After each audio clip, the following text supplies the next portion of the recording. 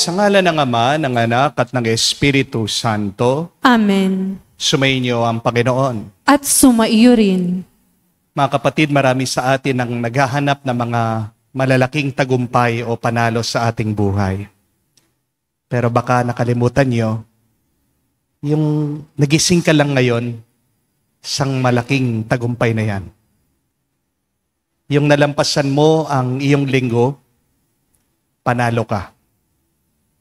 Yung wala ka sakit, kasama mo ang iyong mga pamilya, winner ka, jackpot ka na. Kung ikaw ay nagtitiwala, naniniwala sa Diyos, isang malaking pagpapala yan. The divine is in the details. God's supplication is in the small things in our life. Yan naman mga kapatid, muli tayong nagpupuri at nagpapasalamat sa Diyos. Di lang sa mga malalaking bagay, pero umpisa natin sa mga maliliit na bagay ng ating buhay. Dahil nandyan, kasama natin, mararanasan ang Diyos.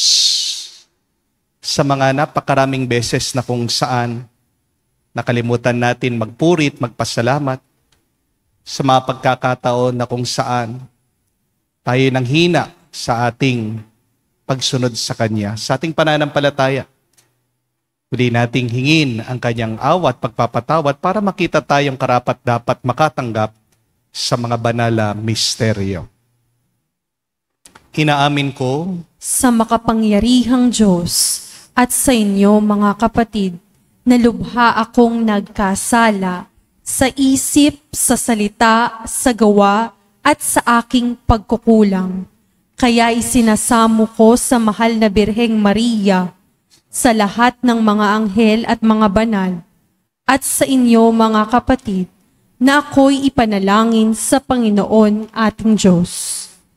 kaawaan tayo ng makapangyarihang Diyos, patawarin tayo sa ating mga kasalanan, at patnubayan tayo sa buhay na walang hanggan. Amen.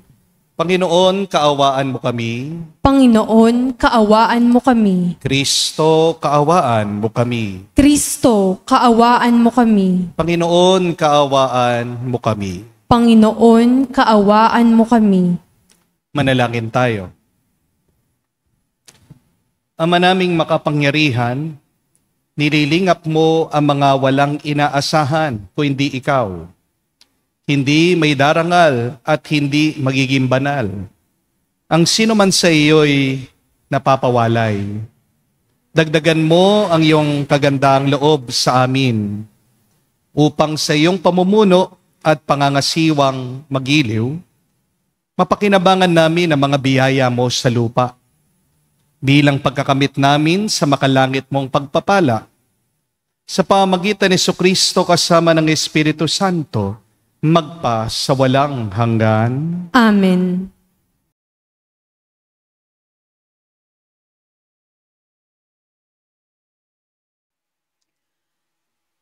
Pagbasa mula sa aklat ng Exodo.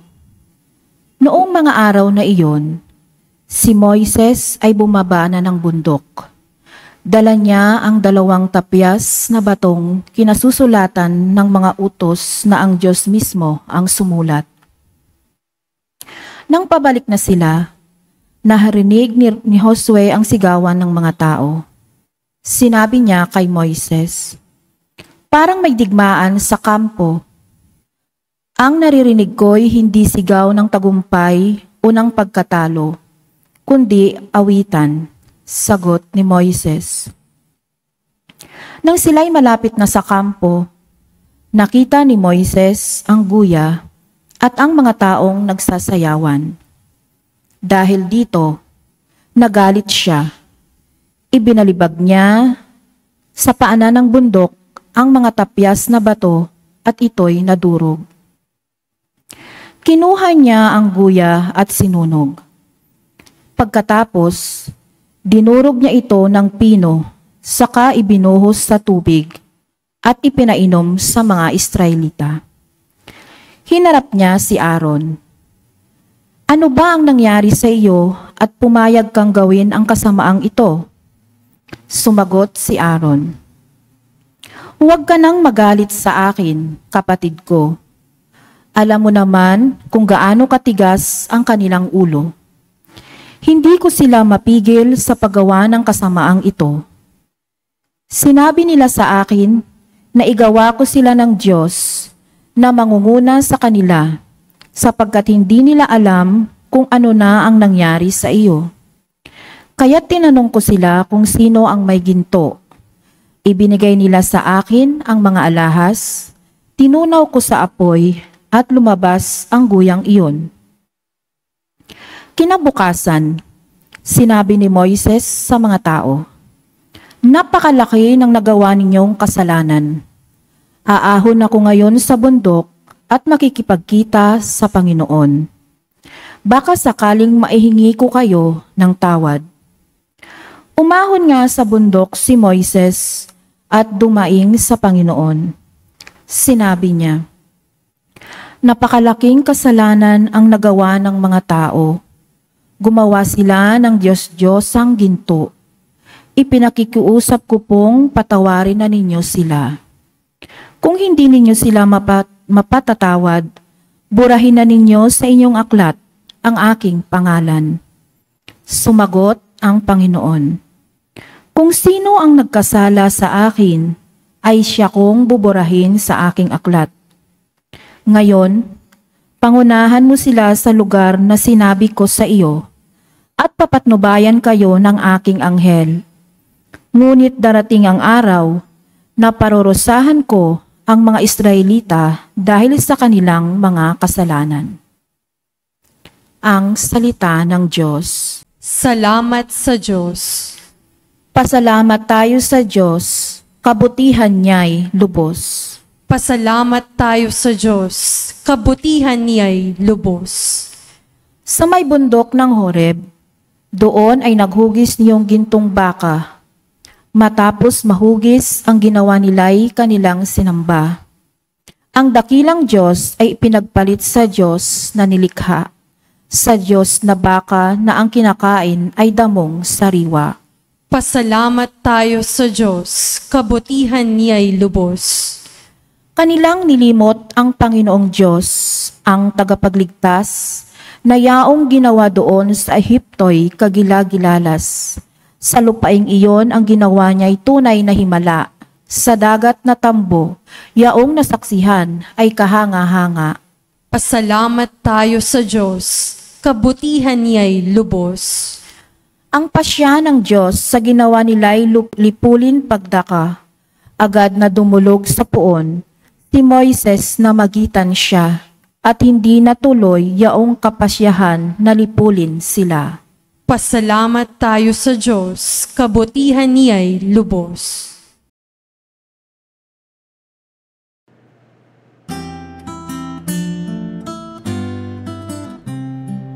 Alleluia, alleluia, alleluia, alleluia, alleluia, alleluia, alleluia, alleluia, alleluia, alleluia, alleluia, alleluia.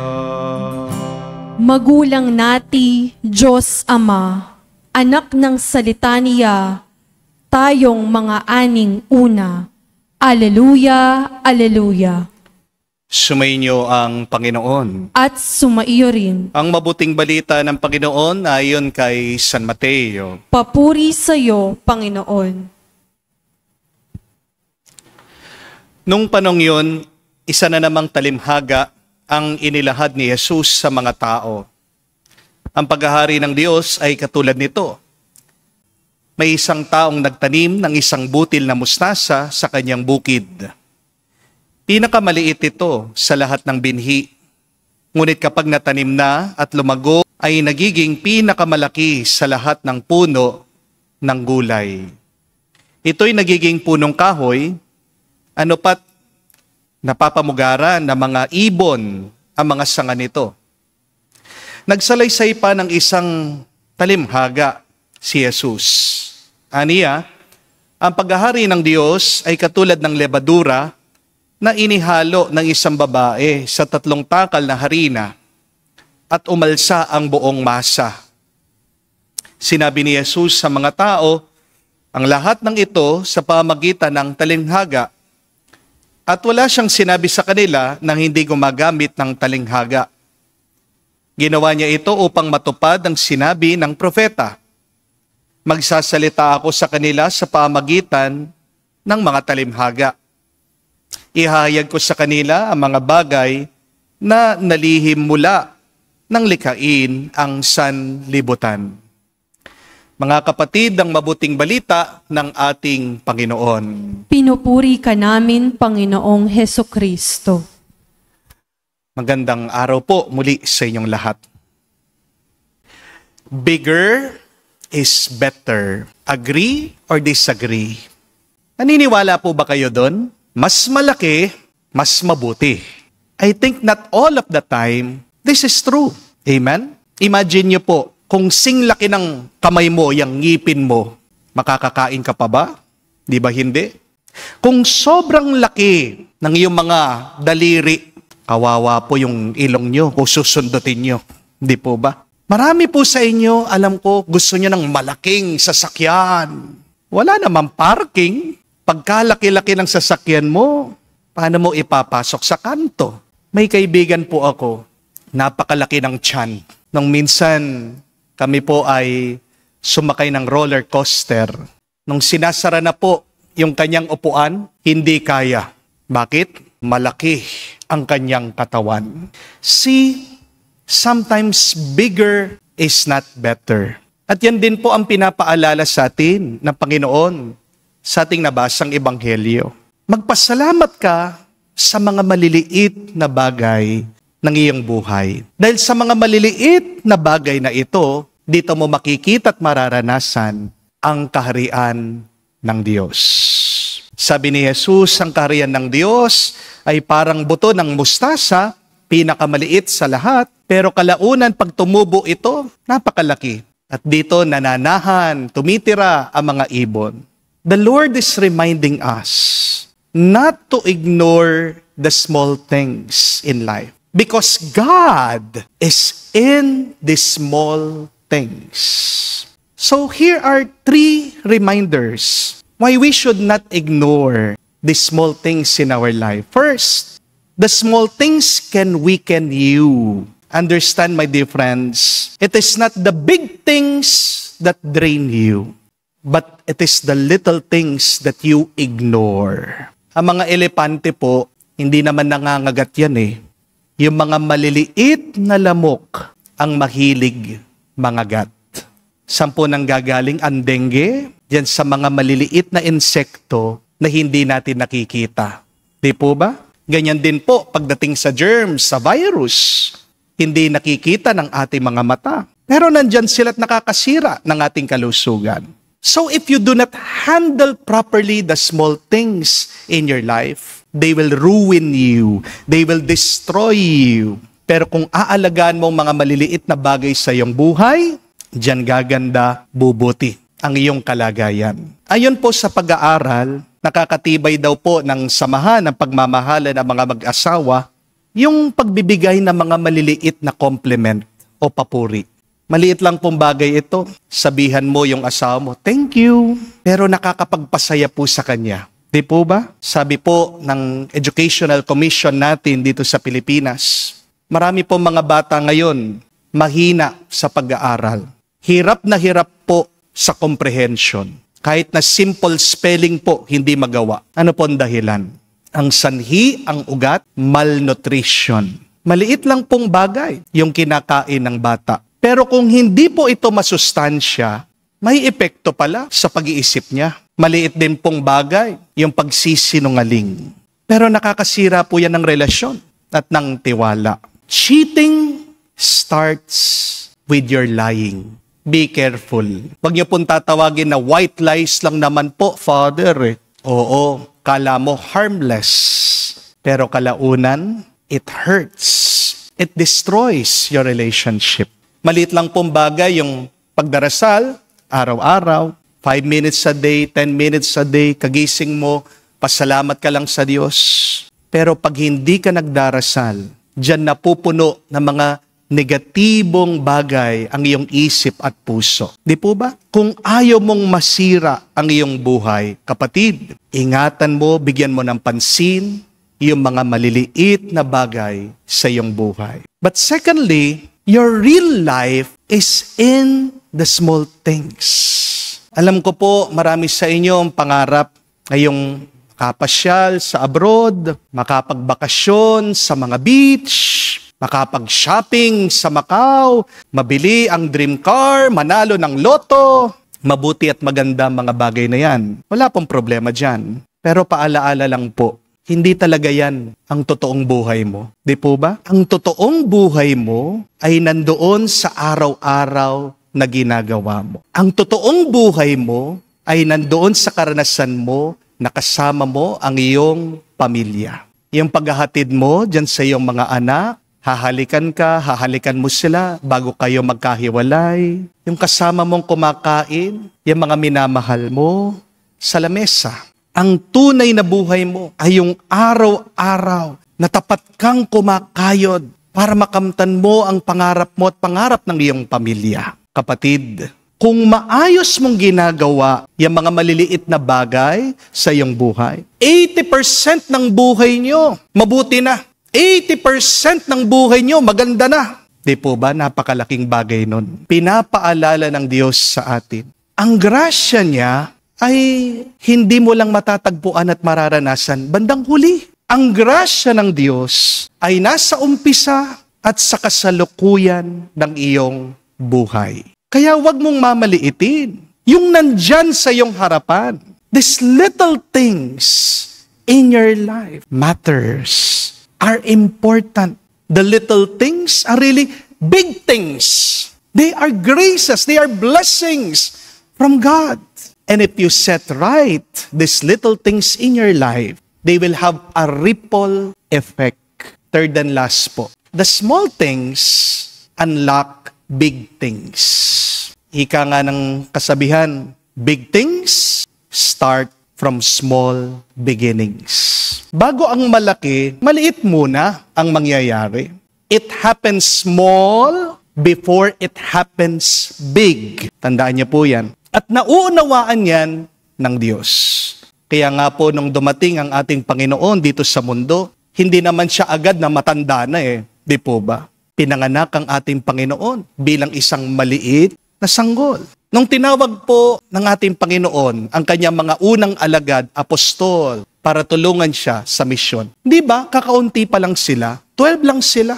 Hindi naman po tumawag agad ng napakaraming mga tao ng ating Panginoon para agad maglingkod. Bago po nagparami ng napakaraming pagkain ng ating Panginoon, paano siya nagumpisa?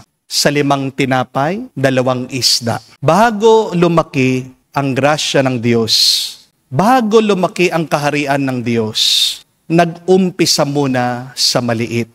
Small things happens first before they become big things. And that is natural and providential. Kaya nga, kung gusto mong magkahimala sa iyong buhay, kapatid, umpisan mo muna maging tapat sa mga maliliit na bagay. Big miracles happen because you have acted rightly in small things.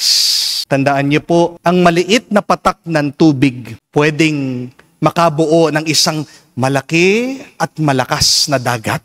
Ibig sabihin, ang isang maliit na kilos mo, kalaunan ay may malaking epekto. Remember, it does not mean that it is too small to see, that it is too small to matter. Small matters matter to God. Most especially when they are done with full of love.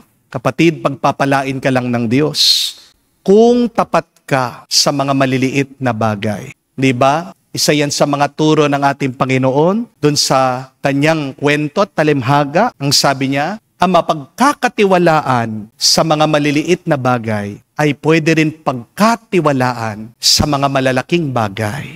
Do not neglect the little things.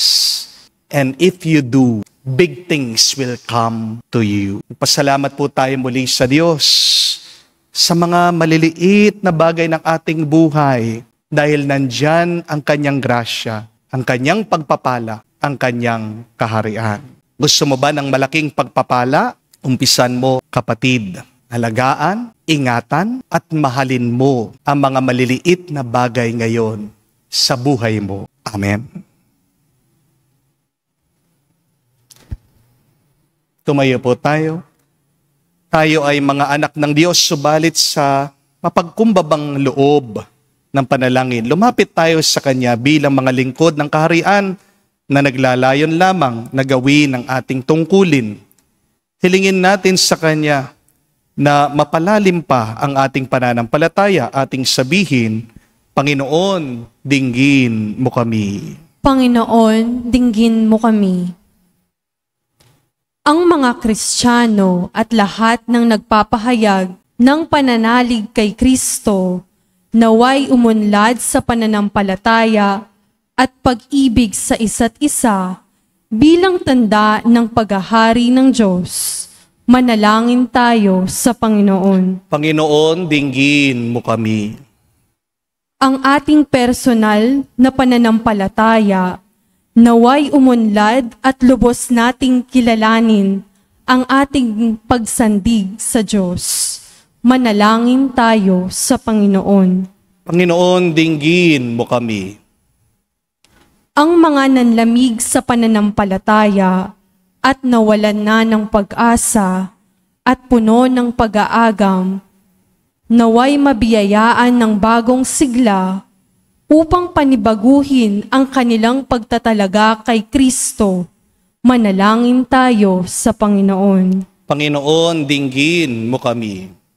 Sa katahimikan po ng ating puso, banggitin natin, sabihin natin sa Diyos ang ating mga personal na pangangailangan. Ama naming Diyos, batid naming wala kang magagawa kung aasa lamang kami sa aming sarili. Tulungan mo nawa kaming matibay na kumapit sa iyo sa pananampalataya. Inihiling namin ito sa pamagitan ni Kristo, aming Panginoon. Amen.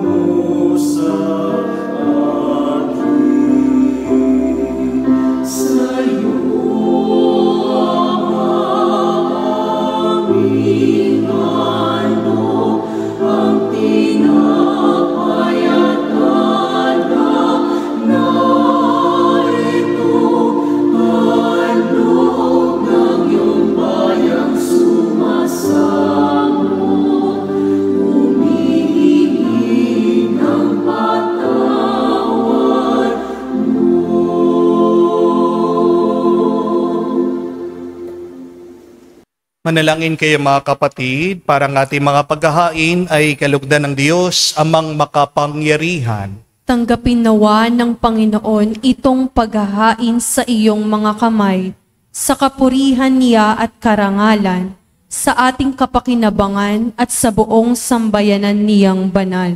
Ama naming lumikha, tanggapin mo ang mga alay na sa iyo ring nagmula, at ngayon aming inihahanda sa iyong dambana, upang sa aming ginaganap na pagdiriwang ang iyong paglingap ay magtaguyod sa tanan at magpabanal sa aming pamumuhay sa kasalukuyan. Ang mag-akay sa amin sa ligayang walang katapusan sa pamagitan ni Jesucristo kasama ng Espiritu Santo, magpa sa walang hanggan. Amen. Sumainyo ang Panginoon. At sumaiyo rin. Itaas sa Diyos sa inyong mga puso at diwa. Itinaas na namin sa Panginoon. Pasalamatan natin ang Panginoong ating Diyos. Marapat na siya ay pasalamatan. Ama naming makapangyarihan, tunay nga marapat ikaw ang aming pasalamatan. Sa iyong paglingap at kagandaang loob, ang tao'y nilikha mo, pinangasiwaan sa sansinukob. Sa hangad mong siya'y iwastong lubos, siya'y pinagdusa mo sa kanyang pagtalikod. Sa iyong paggiliw, iyong pinahintulot na makabalik siya sa pamagitan ni Kristo Jesus. Kaya kaisa na manghel nagsisiawit ng papuri sa iyo. Nang walang humpay sa kalangitan kami nagbubunyi sa iyong kadakilaan.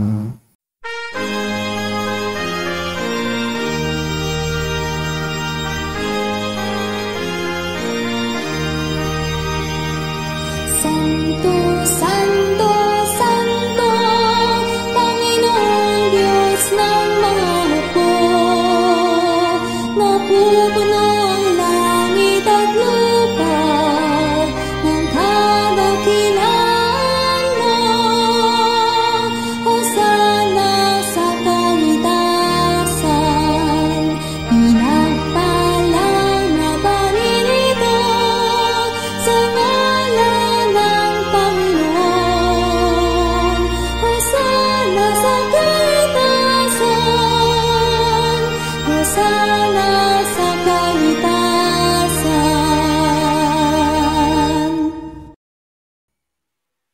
Ama naming banal, ikaw ang bukal ng tanang kabanalan. Kaya't sa pamagitan ng iyong Espiritu, gawin mong banal ang mga kaloob na ito upang para sa amin maging katawan at dugo ng aming Panginoong Hesu Kristo.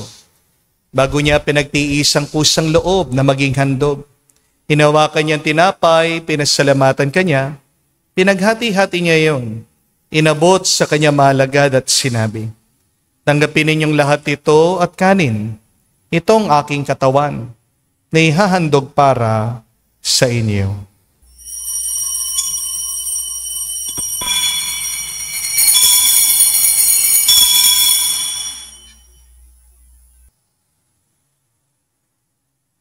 Gayon din naman na matapos ang hapunan, hinawakan niyang kalis, muli kanyang pinasalamatan.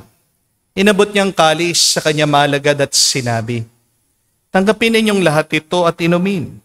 Itong kalis ang aking dugo, ng bago at walang hanggan tipan. Ang aking dugo na ibubuhos para sa inyo at para sa lahat, sa pagpapatawad ang mga kasalanan. Gawin ninyo ito sa pag-alaala sa akin.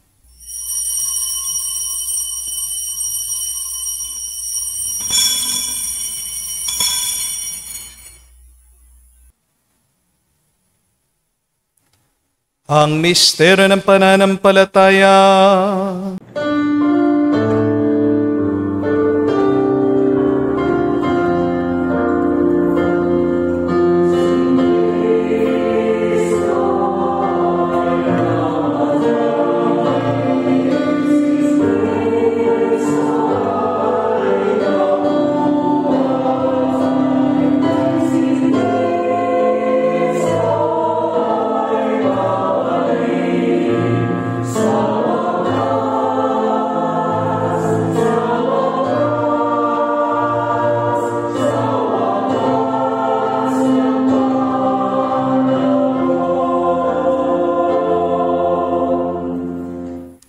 Ang mga ginagawa namin ngayon ang pag-alaala sa pagkamatay, muling pagkabuhay ng iyong anak. Kaya tinialay namin sa iyo ang tinapay nagbibigay buhay at ang kalis na nagkakaloob ng kaligtasan. Kami nagpapasalamat dahil kami iyong minarapat na tumayo sa harap mo para maglingkod sa iyo. Sinasamo namin kami magsalo-salo sa katawan at dugo ni Kristo ay mabuklod sa pagkakaisa sa pamagitan ng Espiritu Santo. Amalingapin mong iyong simbahan, laganap sa buong daigdig. Puspusin mo kami sa pag-ibig. Kaisa ni Leon ang aming Santo Papa, si Florentino, aming arsobispo ng Tanang Kaparian. Alalahanin mo rin ang aming mga kapatid na nahimlay, may pag-asang sila'y muling mabubuhay. Gayon din naman lahat ng mga pumanaw. Kawan mo't sila't patuloyin sa iyong kaliwanagan. Kawan mo't pagindapatin kaming lahat na makasalo sa iyong buhay na walang wakas. Kaisa na mahal na Birhen Maria, Ina ng Diyos. Kaisa ni San Jose, ang kanyang malwalhating esposo. Kaisa ng mga apostol, lahat ng mga banal na namuhay dito sa daigdig na kalugod-lugod sa iyo. May pagdiwang naman namin ang pagpupuri sa ikararangal mo sa pamagitan ng iyong anak, aming Panginoong Jesucristo. Sa pamamagitan ni Kristo, kasama niya at sa Kanya, ang lahat ng parangal at papuri ay sa iyo, Diyos Ama, makapangyarihan, kasama na Espiritu Santo, magpasawalang hanggan. Amen, amen, amen. Sa nakagaling na utos sa turo ni Jesus sa Panginoon natin na Diyos, ipahayag natin ang lakas loob.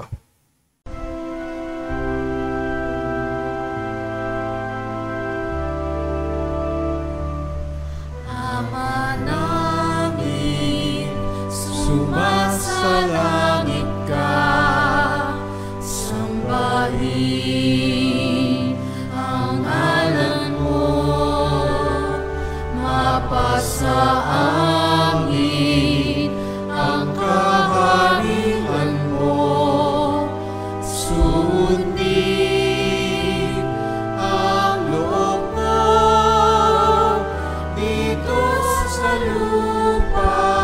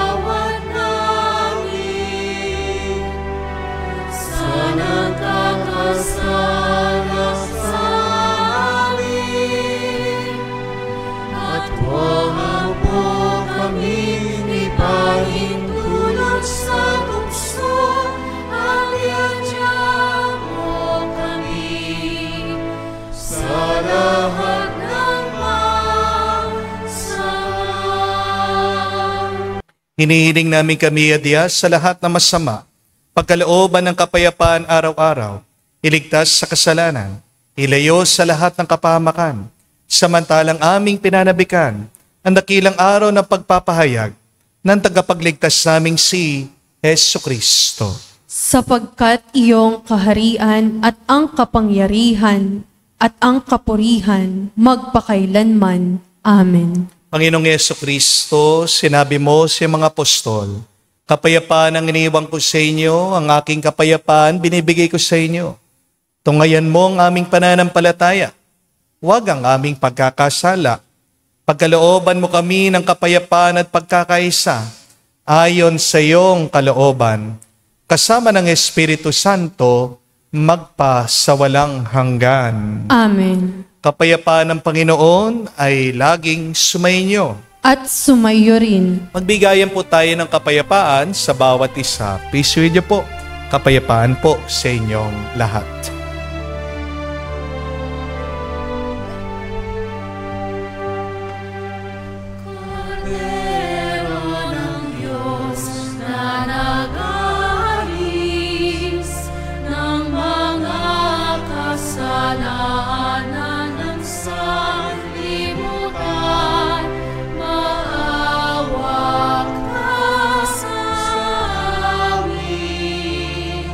Maawa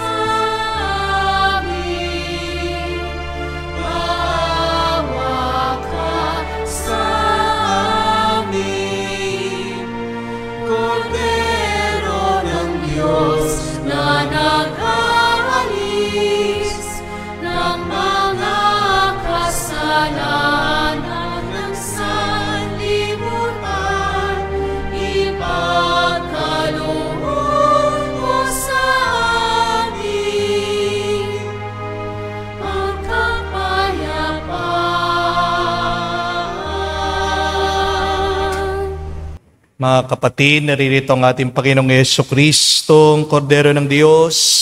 Siya nag-aalis sa mga kasalanan ng sanlibutan. Mapalad tayong lumalapit sa piging ng Kordero. Panginoon, hindi ako karapat-dapat na magpatuloy sa iyo, ngunit sa isang salita mo lamang ay gagaling na ako.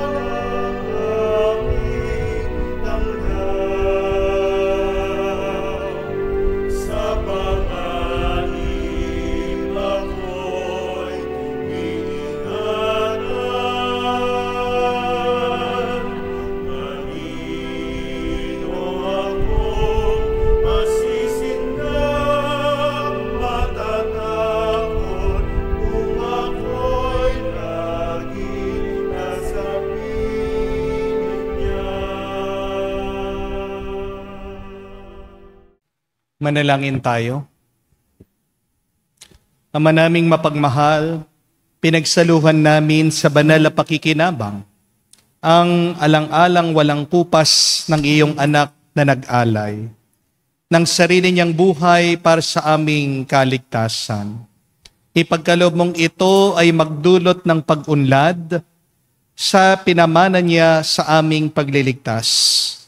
Bilang tagapamagitan kasama ng Espiritu Santo, magpasawalang hanggan. Amen. Before the big things, it starts with small things.